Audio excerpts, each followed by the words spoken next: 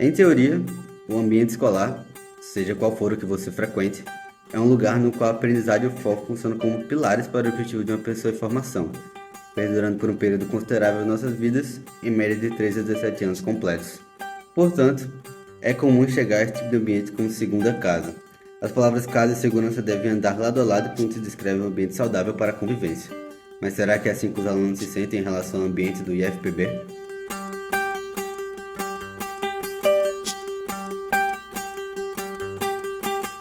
Então, acho que o IF não é muito seguro. Deveria ser, até porque é uma instituição, né, que abrange vários alunos. Porém, eu não acho seguro por ser pela estrutura que meio que cai aos pedaços e pela segurança de, tipo, qualquer pessoa de fora pode entrar aqui. Eu, particularmente, não acho seguro como instituição que deveria ser. Ah, cara, eu acho o IF muito seguro. Tipo, eu me sinto seguro em qualquer local, em geral. E também, se eu me acidentar, eu posso ir pro postinho. Se eu tiver algum problema, eu posso vir aqui falar com os profissionais. Eu também não acho seguro, tipo, vários casos que já tiveram aqui de furto à noite, entre outras coisas que já aconteceram, principalmente no período da noite, né, seguro. Aqui fica muito esquisito, poucas seguranças, e é isso. Para essa contextualização ficar mais clara, precisamos rever alguns acontecimentos que não são tão raros.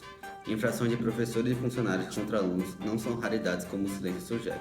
É um tópico muito mais delicado e complexo do que parece, pois envolve esferas políticas, carreiras e exposição. Então, eu acho que a partir do momento em que a instituição abaixa os casos de assédio, não se torna mais seguro para ninguém. Porque como os estudantes vão saber o que realmente está acontecendo em um âmbito que eles convivem todo santo dia, que passam o tempo todo aqui, sendo que a instituição esconde uma coisa ruim que acontece com uma frequência absurda, mesmo a gente não sabendo. Então, acho que isso é absurdo para os estudantes e para todos que vão viver aqui, por não serem tomadas consequências drásticas. Escassos e pouco mencionados, é possível encontrar relatos de assédios morais, sexuais e abuso de poder. O problema existe, mas então por que não é um tema recorrente entre as quatro paredes da instituição? Sinto que nesse abafamento que ocorre dentro do IFPB, que é o assédio, não é tão seguro, porque os discentes que entram aqui, eles não sabem que isso ocorre, mas quando ocorrem, é da maneira mais trágica possível. Não acontece com todo mundo, mas acontece, que é o caso do assédio. Concordo com o que a Bárbara falou, porque alguns professores que foram acusados de assédio, eles continuam dando aula, ministrando aula. E eu não acho isso certo, principalmente para as mulheres, né? Porque é um perigo. E querendo ou não, os alunos, quando sabem disso e o professor entra na sala, a gente se sente desconfortável. E em saber o que está acontecendo e o professor ainda está lá. Mas por que será que ocorre uma invisibilidade em torno desse tema? Qual o procedimento para quem precisa denunciar algumas dessas infrações? E o principal, há punições para o infrator?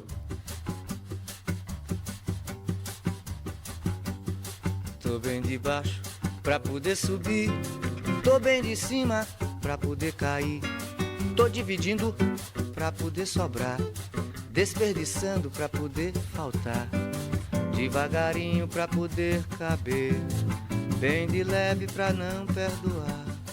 Tô estudando pra saber ignorar, eu tô aqui comendo para vomitar. Eu tô te explicando pra te confundir, eu tô te confundindo pra te esclarecer. Tô iluminado pra poder cegar, tô ficando cego pra poder guiar. Eu tô te explicando pra te confundir, eu tô te confundindo pra te esclarecer. Tô iluminado pra poder cegar, tô ficando cego pra poder guiar. Suavemente pra poder rasgar, olho fechado pra te ver melhor, com alegria pra poder chorar, desesperado pra ter paciência, carinhoso pra poder ferir, lentamente pra não atrasar, atrás da vida pra poder morrer. Eu tô me despedindo pra poder voltar. Eu tô te explicando pra te confundir, eu tô te confundindo pra te esclarecer. Tô iluminado pra poder cegar, Tô ficando cego pra poder guiar. Eu tô te explicando pra te confundir. Eu tô te confundindo pra te esclarecer. Eu tô iluminado pra poder cegar. Tô ficando cego pra poder guiar. Eu tô te explicando pra te confundir. Eu tô te confundindo pra te esclarecer. Eu tô iluminado pra poder cegar. E tô ficando cego pra poder guiar.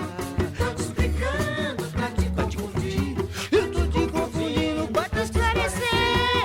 Eu tô iluminado pra poder cegar.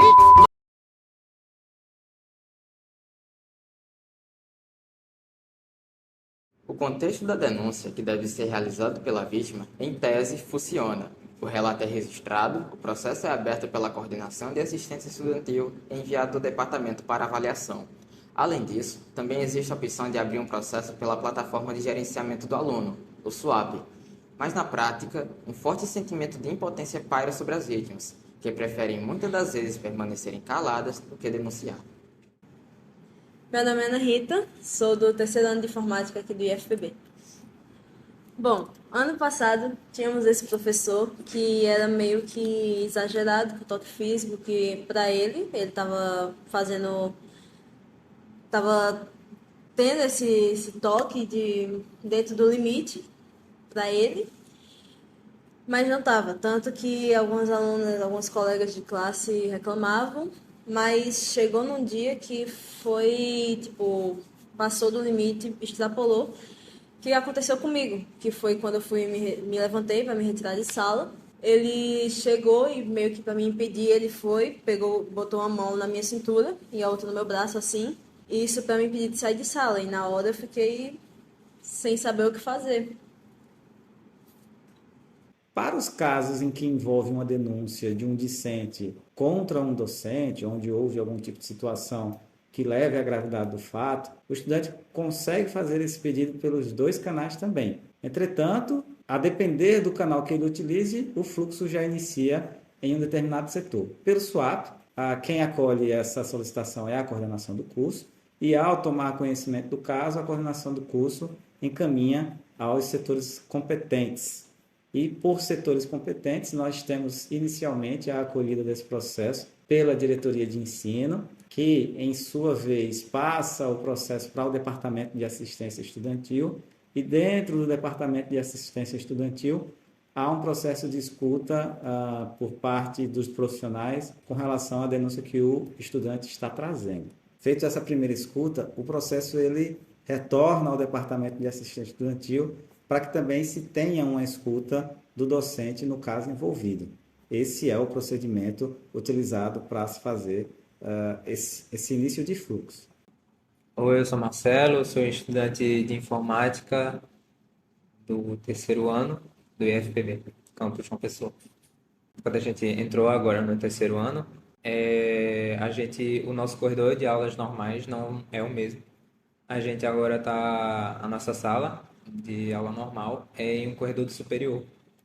E essa sala em que a gente está, nesse corredor, no fundo da sala, num canto, existe uma parede e existe uma janela. E existe um vão entre esses dois, em que essa característica interfere muito na acústica da nossa sala e da sala de trás. Onde o som emitido da nossa sala vai para outra sala e vice-versa. Essa característica trouxe episódios muito desagradáveis à turma. Porque, como eu falei anteriormente, esse corredor é do superior.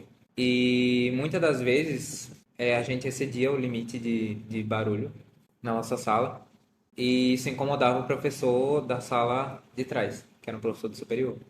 Isso gerou inúmeros episódios na nossa sala em que ele pedia silêncio, só que ele pedia de forma muito ríspida, muito desagradável. Isso aconteceu por algumas semanas, até que aconteceu o episódio em que excedeu o inexcedível. Nesse dia, a gente terminou a nossa carga horária de aulas e a gente começou a gravar um vídeo que foi solicitado para a gente fazer, da nossa coordenação. E ao término desse vídeo, esse professor pediu silêncio, só que da mesma forma que ele pedia anteriormente, que era de forma desagradável, ríspida. com linguajar desnecessário, levando em consideração que ele é um professor.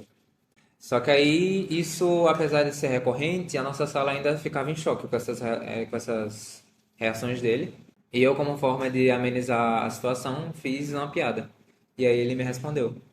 Ele começou a gritar, dizendo que se a gente quisesse ser vagabundo, se a gente quisesse vagabundear, a gente devia vagabundear no pátio, fora da sala de aula. O que ainda assim ele meio que estaria certo, entre aspas, entre várias aspas. E aí ele completou com um filho da puta. Aí nesse momento, como eu tinha feito a piada e em menos de milésimos ele já respondeu, obviamente era comigo. E aí eu devolvi na mesma moeda. Então, cada situação trazida em processo aberto, ela precisa ser tratada adequadamente.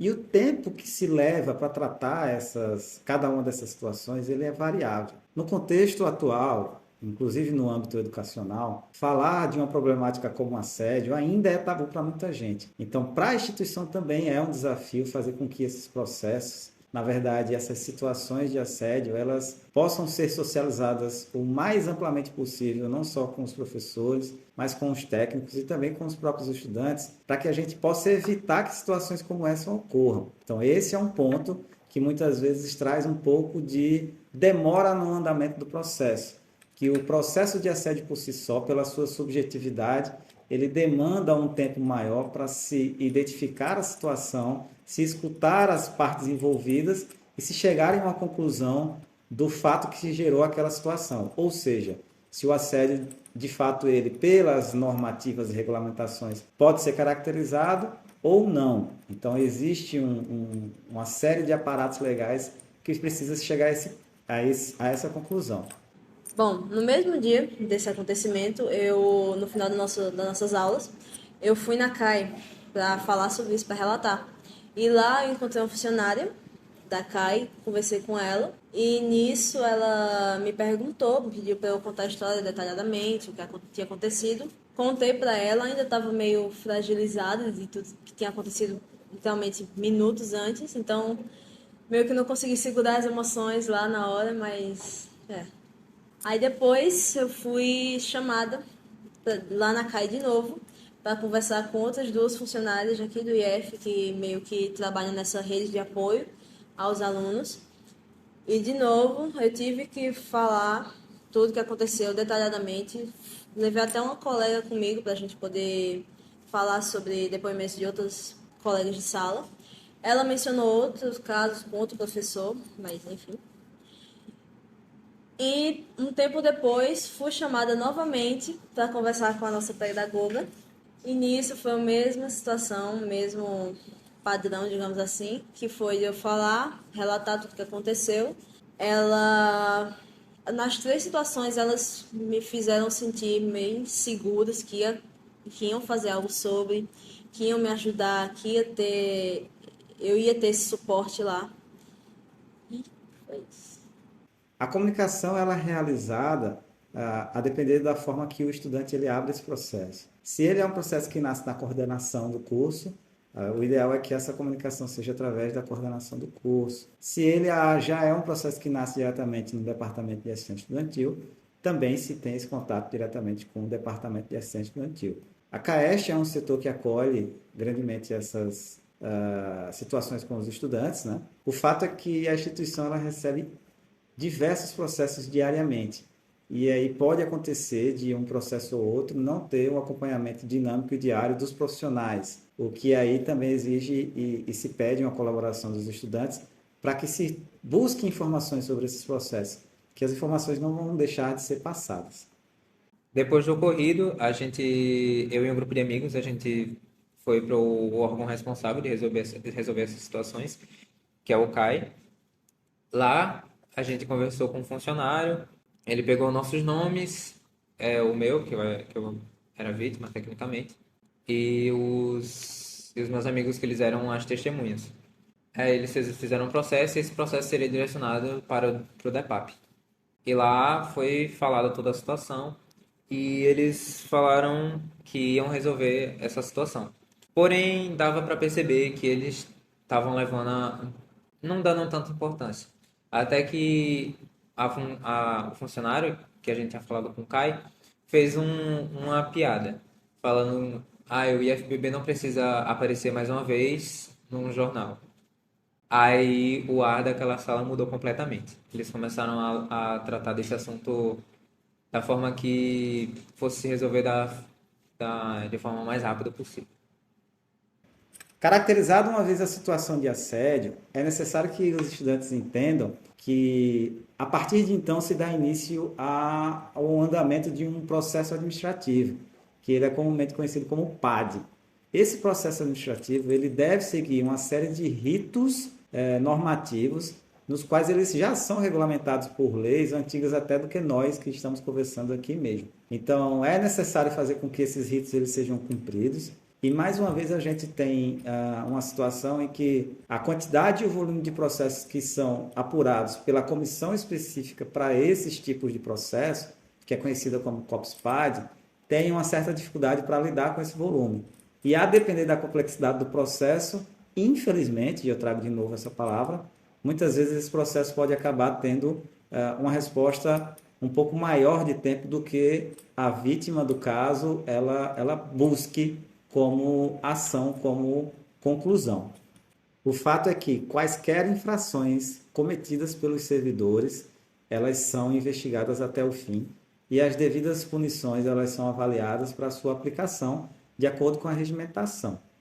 O que ocorre é que, por se ter uma regimentação específica para a avaliação das leis dos servidores, diferente do que se ocorre para a verificação dos casos condicentes, por natureza das próprias leis, isso leva a um tempo maior do que, por exemplo, o tempo que se tem em um conselho disciplinar. Entretanto, e aí é importante frisar, que a demora envolvida em um processo pela sua tramitação legal não pode ser encarada como uma negligência ou um pouco caso do processo. É porque, de fato, existe aí uma delicadeza envolvida, onde nós entendemos muito bem que a vítima, acima de tudo, ela precisa ser levada em consideração como um agente principal e precisa ser cuidada como tal durante esse processo, mas que também precisa ser levada em consideração a escuta de ambas as partes. E essa escuta, muitas vezes, se tem um tempo acima do normal, justamente pela delicadeza do tempo. Impotência é uma palavra-chave nesse tema. Afinal, por que realizar uma denúncia se ela não vai a lugar nenhum e não terá consequências? É apenas exposição gratuita, que na maioria das vezes acaba se tornando mais um fator desconfortável para a vítima. O silêncio acaba se tornando seguro, um refúgio, mas também um limbo, onde as infrações se tornam invisíveis e os atos passam batido. Bom, tinham me prometido um feedback sobre o que ia acontecer com ele, disseram que ia conversar com ele, mas eu não soube de nada. Tudo que eu soube foi que esse ano ele não está mais dando aula para a turma do segundo ano do nosso curso. E creio que tenha sido só isso que aconteceu, porque não recebi nenhum feedback e realmente não sei. Nas 3 situações que eu fui falar com funcionários aqui do IF, nas 3 foram mulheres que falaram comigo, me fizeram me sentir segura, fizeram que eu sentisse que eu tivesse realmente um apoio delas, que ia acontecer alguma coisa. E depois que eu vi que não aconteceu nada demais com ele, isso me deixou bem chateada, me deixou decepcionada realmente, porque eu fui, contei minha história e meio que não serviu para nada. Fui realmente invalidada depois disso. Então, o NUCA, que é o Núcleo de Combate ao Assédio, ele é uma rede de apoio conectada com a PRAE e ela tem esse intuito de estar junto às pessoas que possam ter sofrido algum tipo de assédio institucional e que podem contar com o NUCA nessa rede de apoio informativa, comunicativa, orientativa, de maneira que as pessoas não se sintam digamos assim, sozinhas, além de apoio institucional. Mas é importante frisar que, além do NUCA, a própria instituição possui uma equipe que faz esse acolhimento dentro das suas possibilidades. Quando se tem essa condição de assédio envolvendo estudantes, A CAEST, que é a Coordenação de Assistência Estudantil, possui profissionais que dão esse apoio, como eu bem frisei, dentro das suas possibilidades, para que esse acompanhamento ele possa ser feito institucionalmente. E a relação existente entre a instituição e o NUCA é uma relação de parceria, onde essa parceria busca fazer com que o estudante não seja somente acolhido pelos setores institucionais, mas que também ele busque ter esse apoio para o NUCA, através do NUCA, para aquilo que diz respeito a situações de assédio. E a gente vem nessa luta para conseguir um espaço qualificado para o NUCA, a gente vem nessa luta para conseguir um espaço qualificado para outros parceiros nossos, do ponto de vista institucional, para que assim a gente consiga até espaços específicos para a escuta e acolhimento dos nossos estudantes, dos nossos professores, dos nossos técnicos, e a relação ela continue a crescer nessa direção. Como consequência desse processo, para ser bem sincero, no máximo ele só teve uma conversa com algum funcionário desses órgãos, ou um e-mail que ele jogou na lixeira. Até porque não é a primeira vez que isso acontece, isso já acontecia outras vezes, a reclamação desse mesmo professor em outras turmas, ou seja, esse problema é recorrente, não é resolvido. E, como consequência, ele ainda permanece dando aula no mesmo horário pra gente. A gente vive vendo ele pelo corredor e não mudou absolutamente nada. Bom, vale salientar que nós somos uma instituição de educação. Todas as ações que nós estamos desenvolvendo, nós desenvolvemos, ela tem principalmente esse cunho educativo de prevenção. Ou seja, nós trabalhamos dentro das nossas possibilidades e além delas, muitas vezes, para que nenhuma situação que seja desconfortável ou desfavorável aos estudantes, principalmente, mas também aos nossos professores e técnicos, ou seja, à nossa comunidade, ela venha a acontecer. Então, durante o ano letivo, dentro do nosso calendário acadêmico, nós temos a realização de diversos eventos que, por muitas vezes, eles não acabam aparecendo como programados, porque também dependemos de agendas externas. Um exemplo, muitos dos nossos estudantes precisam de um apoio psicoemocional da instituição. E do ponto de vista dos nossos profissionais, a instituição trabalha com psicólogos educacionais. E algumas vezes os nossos estudantes precisam do apoio de uma psicologia clínica. E aí é uma situação que a escola entra como agente atuador para facilitar a conexão desse estudante ou dessa estudante, ou de um próprio servidor ou servidora, com a rede municipal que faz esse tipo de atendimento clínico. Então é importante frisar que as ações envolvendo não só assédio, mas qualquer outro tipo de problemática dentro do ambiente escolar, elas ocorrem em cunho preventivo. Ações como, por exemplo, uma parceria institucional entre as CEPAIs e os próprios estudantes na criação do ponto de escuta, ações que vêm a surgir através de núcleos e estudos de pesquisa dos próprios professores, como, por exemplo, é o NEP, que é o Núcleo de Educação Positiva, e entre outros que poderia citar aqui, que surgem de parcerias institucionais ou surgem de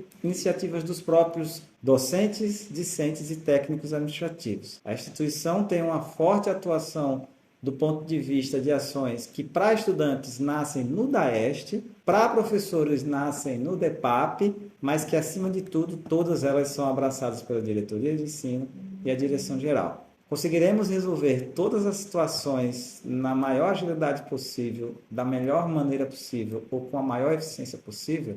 Nem sempre. Mas uma coisa é certa, a instituição sempre vai estar trabalhando para que isso ocorra na melhor maneira possível para todos os envolvidos. Então essa é a relação que a gente tem para conseguir combater a possibilidade de existir problemas não só do ponto de vista de assédio, dentro de toda a sua gravidade, mas também outros tipos de situações que possam vir a prejudicar os nossos estudantes, os nossos técnicos, os nossos professores, a nossa comunidade.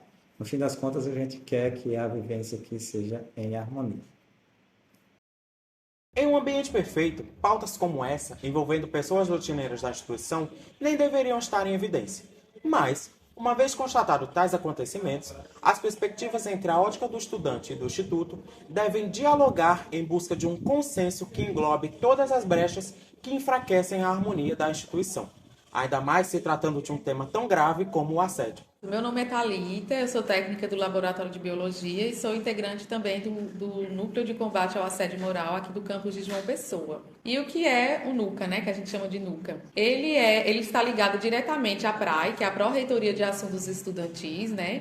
E a Pró-Reitoria de Assuntos Estudantis pensou numa rede, né, de combate ao assédio moral voltado, né, para os estudantes e para as estudantes, né, para os discentes. E aí essa rede ela está articulada em todos os campos de do IFPB, né, dos 21 campos. E aqui em João Pessoa nós somos formados, né, por discentes, docentes e técnicos administrativos que compõem de forma voluntária para poder trazer, né, um alívio para as pessoas que estão passando, para os alunos e para as alunas que estão passando por questões referentes ao assédio moral.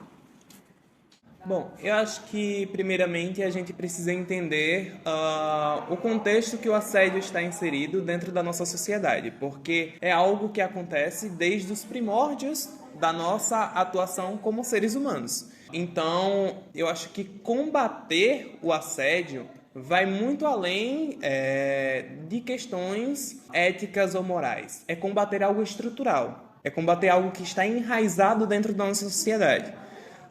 E ele é tão enraizado e atinge todas as esferas de poder que ele é refletido até no ambiente escolar. Porque quando a gente fala da escola, a nossa concepção é que deveria ser um local seguro, onde basicamente as pessoas viriam para estudar e ter uma formação ética, cidadã e plural. No entanto, quando a gente passa para o ambiente escolar hoje, a gente vê a insegurança presente constantemente em nossos jovens. O assédio moral, ele é um assunto que sempre está em tona na sociedade. Porém, as pessoas desprezam muito, porque o assédio moral, o assédio sexual, ele não tem um cunho muitas vezes físico, né? A gente às vezes não tem como provar algo fisicamente. Então, ele é muitas vezes subjetivo e de difícil prova. Então, as pessoas às vezes elas não querem na verdade, ir atrás desse tipo de situação.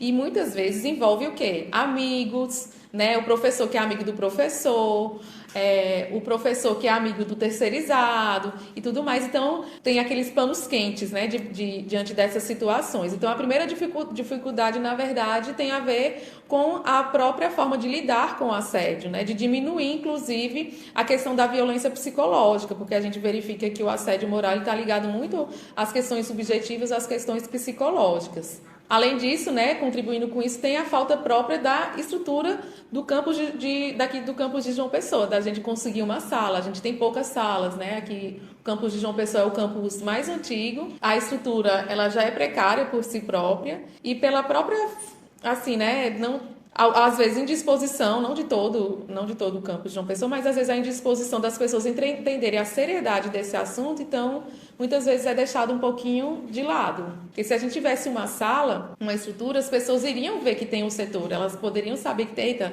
ali é um lugarzinho que eu posso fazer minha denúncia, tirar alguma dúvida, né? Mas aí esse lugar inexistindo, ele fica mais difícil mesmo. O assédio, ele está ali presente, de forma inegável. E ele não é tratado da maneira como deveria ser tratado, ele não tem a atenção que deveria ter tido para, assim, homologar o seu combate. Então, a gente fica meio que à mercê de situações totalmente constrangedoras. Assédio moral, assédio sexual, que está ali presente. E muitas vezes por parte dos próprios servidores. E aí a gente tem uma questão muito específica, porque se a gente tem a palavra de um professor, de um servidor público, que está ali em plena atuação e passou por concurso público, e nós temos a atuação, o depoimento ali, de outro lado, de um aluno ou de uma aluna, naturalmente que acredita-se mais na palavra do servidor público. Então, há uma defasagem na questão do acreditar mesmo, do ter a concepção de que aquilo é verídico. Então, há um sentimento de impunidade muito grande. Impunidade que é feita por processos que não andam. Beleza, o servidor cometeu um tipo de assédio. Então, vamos fazer um processo e vamos encaminhá-lo. Mas esse processo vai dar em quê? Não há acompanhamento.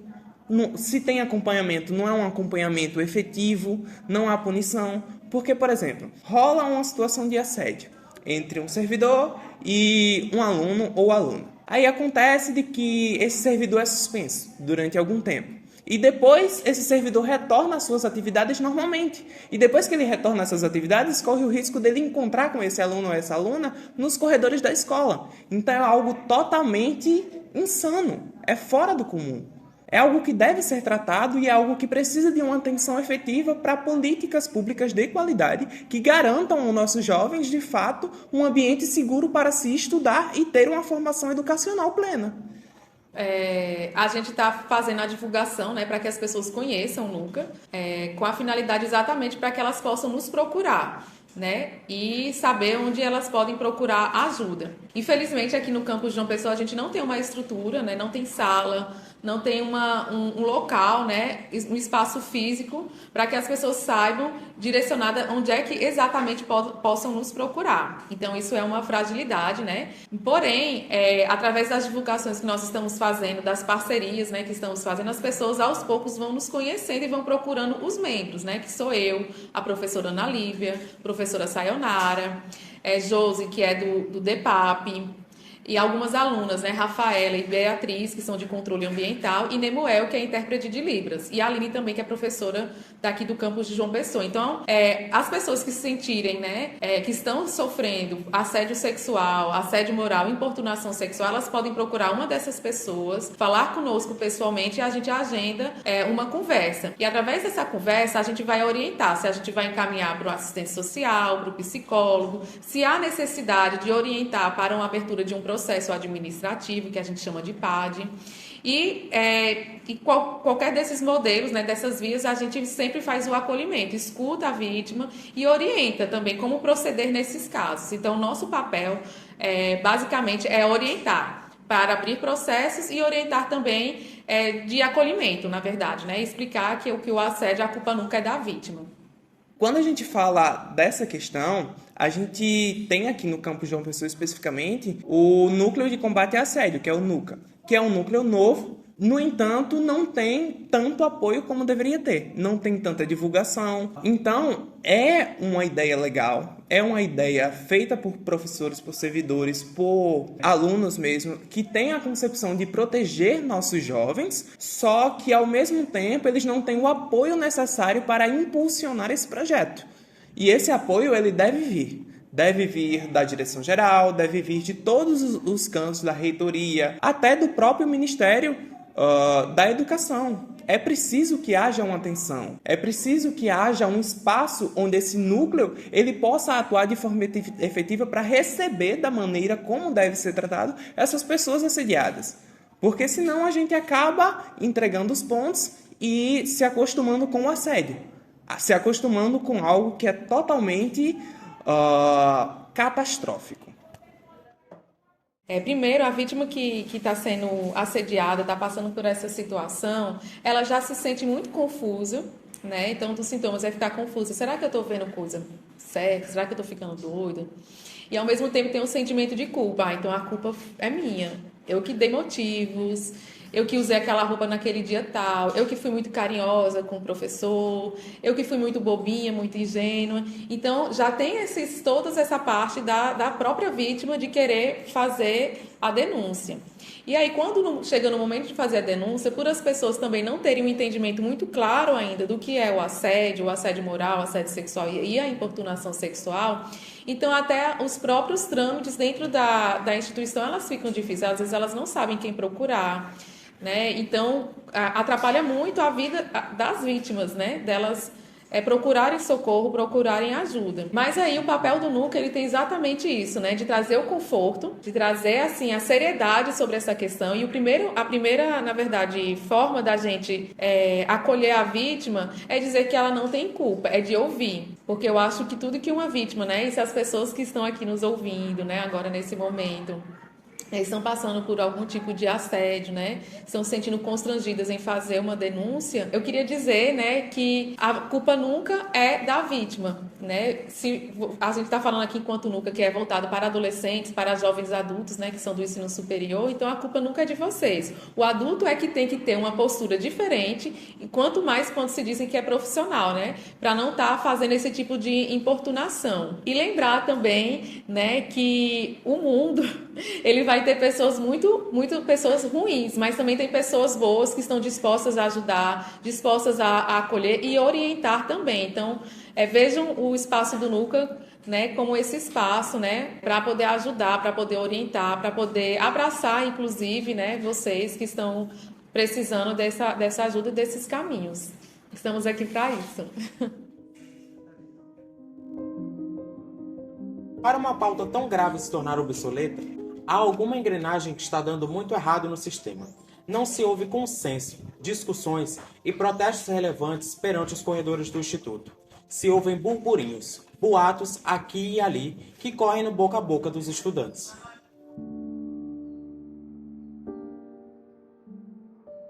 É conveniente evitar toda a dor de cabeça de um processo?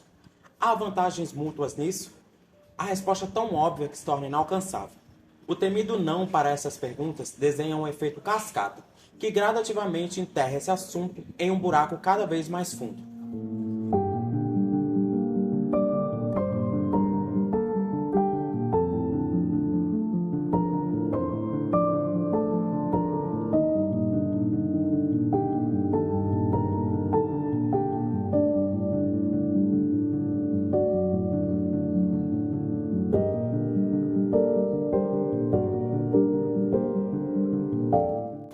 É preciso denunciar, é preciso insistir. Direitos e deveres regem a justiça de uma educação saudável. Um conceito tão palpável, mas tão distante. A solução está longe de se tornar um senso. E a pauta ainda é pouco divulgada. Mas então, como mudar o sistema?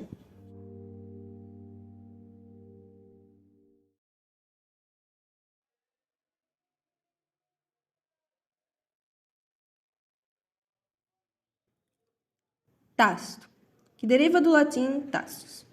Diz respeito a algo que está implícito, oculto, que não é desejável ser exposto, silencioso. O silêncio, no contexto apresentado, é o maior vilão do problema. É conveniente, sedutor e confortável. Coloca vítimas numa prisão mental eterna, onde a voz é uma deficiência. Se a negligência é o ponto de barganha por uma falsa sensação de harmonia no âmbito escolar, estamos péssimos. As vítimas precisam ganhar cada vez mais voz. Os infratores precisam ser punidos proporcionalmente à sua infração. Não existe justiça parcial.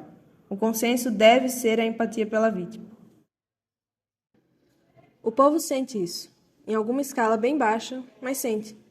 A voz é a nossa melhor arma, e o volume é tão alto quanto o medo das vítimas. Há o desejo de mudança e o anseio por um ambiente saudável e justo, dos dois lados da moeda. A barreira que impede as ações de irem para frente é a desmotivação. Mas isso está mudando. Isso tem que mudar. Porque é como dizem por aí, a voz do povo é a voz da razão.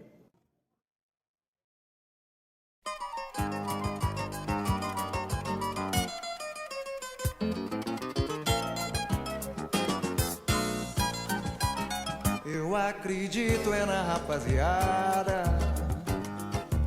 que segue em frente e segura o rojão.